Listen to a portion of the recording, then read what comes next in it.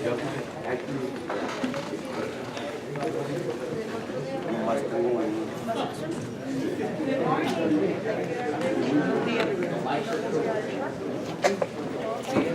right, good morning, guys.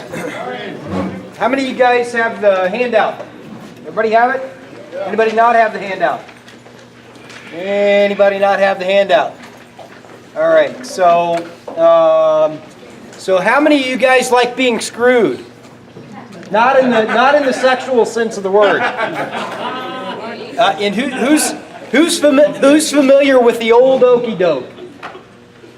Nobody heard of that? Yeah. The old okey doke? Here, I got a Urban Dictionary definition for you.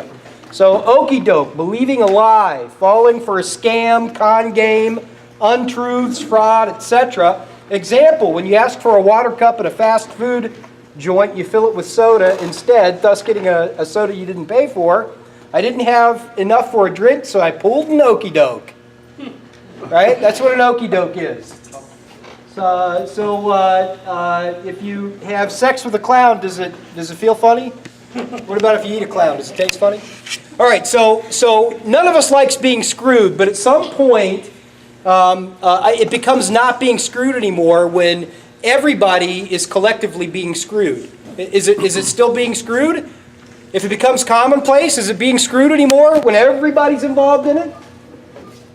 All right, so that's what we're gonna cover financially today. So these are if you see your sheet in front of you, these are TJ expenses expressed in U.S. dollars. So if you want to translate this to pesos, just multiply it by 18. That'll give you a good approximation. So the first thing we're going to look at is you buying a home. So if you go find a home for 65,000 U.S. dollars. We're going to track it for 10 years here with this amortization schedule, and we're going to see how much money you're going to pay. Now, the typical home is a 30-year mortgage. That's what almost everybody gets into. When I was in mortgage, we did 40-year mortgages sometimes with people. We did negative amortization mortgages where the principal balance went up instead of down with every payment, right? So you never pay those off, by the way. If the principal balance is going up, you never pay it off, right? So this is a standard or a typical 30-year mortgage, monthly payment of $477 a month. First payment was January this year. That's January 2018. How much in interest did we pay? $433 of that $477. Can you see that? First payment was $433. We paid how much to principal? How much to the balance? $44. Ain't that a deal? Let's go ahead and make 11 more payments.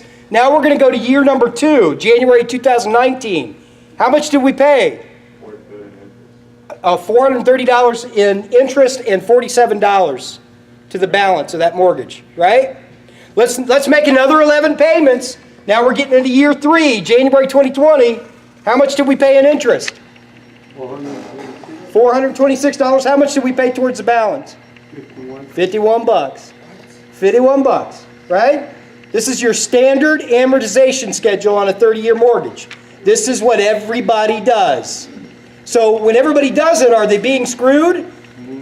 Yeah? They're still being screwed? Okay, well, I'm glad. Because some people would disagree with you on that. This is the collective okey doke that everybody, like society's involved in. U.S., Mexico, it's all around the world. This is standard personal finance here.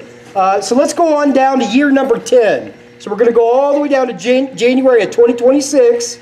We made another payment of $477. How much went to interest? $394. $83 went to principal. So we're making a little bit of headway, but we're 10 years into this thing, and we're still only paying $83 of $477 towards a mortgage that will end up on the payoff date. If you look up at the top there, total payments, 360 payments over 30 years of a $65,000 home will cost us $171,000 and $701. $701. Sound like a deal? Don't do 30-year mortgages. You don't ever want to do anything over a 15. If you can afford a 10, do a 10. Don't ever do 30-year mortgages. If you do, you're signing up for this foolishness. Does that make sense? Everybody with me? All right, let's move on down. We just bought our first home. What a deal. Let's go on to a car. This is a typical car. Actually, I think we've got someone in here that's got one of these cars, right? Maybe not a 2018. Who has a Nissan Versa in here? Anybody? They're really common cars. Nobody? I didn't see one before.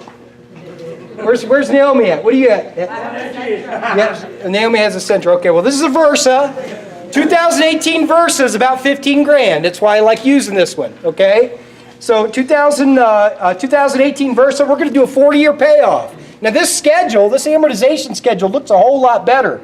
But we're going to start off with about an $18,000 balance because your finance guys have to be paid. They got to make a little money, right? So you ain't going to get it at $15,000.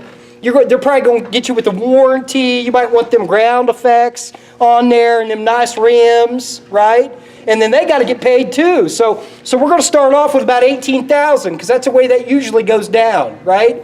So we got a $15,000 car. We're going to start off with an $18,000 balance financed over a 4-year period. So here we go. January 1st, 2018. The payment's $415. Now a whole lot more of that goes towards principal because it's only a 4-year loan. So you got to get it paid off in 4 years. The interest is only $74. That's not so bad. So we move on down to the payoff on this thing. We've only paid $1,897 in total interest, right? But here's where the okie doke happens. As soon as you drive off the lot, you lose 20% of the value. Now, I want you to go down to this column just below that tracks it, where it says the highest estimate from Kelley Blue Book, and it's got your car's private buyer value and your car's trade-in value. If you trade it in, you're not going to get as much money because car lots won't give you much money when you trade in a car. So that's what that trade-in value is. The private value is if you sell it to somebody. That's what you can get out of it, okay? So as soon as you drive off the lot, that car that you have an $18,000 balance on is now worth about $12,921 as soon as you hit the outside street. Ain't that nice? And then your car's trade-in value, if you wanted to trade it back into that same dealership, they give you about $9,800 for it. Ain't that a good deal? You just lost about half your value just by driving off the lot. And then after owning the car for 1 year, your private value is going to drop to $10,489. Your trade-in value drops to about $7,800. Year number 2, $8,791. Trade-in value $6,000. Now you're 18 after year number 2. Your car that you financed for $18,000 is worth $6 grand. And if we go all the way down to the bottom, when you've paid it off, you just paid it off now. Right now, your private buyer value after payoff is $6,129. You just finished paying with the interest, $19,897 for a car that's worth $6 grand. Good job. Good frickin' job. Right? You guys feeling me? Huh? All right, so let's move on to a lease. So with a lease, it's a better deal because you only pay $12,000 over that 4-year term, but now you own nothing. So you just gave $12K away. You rented a car for $12K, right? All right, and then if we move on down, credit cards. That's the next on the list, right? And we can get into student loans. We can get into rent-to-own stereos and televisions. It's all screwing you, for the record. So if we move down to this credit card here, a $2,000 balance on a credit card with an 18% annual rate, and I think the average rate worldwide is about 16 to 17% based on what I was looking at. And a minimum payment of 2% or $10, whichever is greater, these are the minimum payments of credit cards, it's only going to take you 370 months to pay off. That's 30 years and 10 months to pay that card off with the minimum payment. You guys feeling me? This is why we don't play with banks. They're really good at the game. That's why they got the great big houses and we get the little tiny houses, right? And they know that you want to look good and feel good. They know that new car is going to give you peace of mind. So they're going to dangle that peace of mind that really doesn't exist on the other side of that financing. because they're taking all your money from you. So the best way to do it, guys, is to save. The best way to do it is to save. I saved for a year, and I got a $16,000 Honda CR-V for $12,000. You know why? Because I had money. I had money in hand. And the nice thing about having money in hand, yeah, it took me a year to save for it, but the nice thing about having money in hand is it's here now, but when I leave, it can walk right out the door with me. So people give you deals when you got cash, right? The more money you save for your house, you got to sacrifice somewhere. You're either going to sacrifice up front and save for your house, for your car, for the things that you want to buy, your clothes, your stereos, your TVs, and entertainment centers and furniture. You're either going to sacrifice for that stuff up front, or you're going to let a bank come in and drain your wealth, right?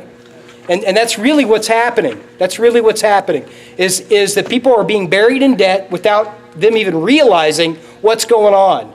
This is the real math on this stuff, and this is what people are doing every day. The final statement here that I put on the form is, and this is how we sign away our livelihoods, our potential wealth, our options, our peace of mind, and our futures. If you finance, you're never going to buy a house. You're never going to buy a car cash. You're never going to invest in a business. You just can't do it. The math doesn't work.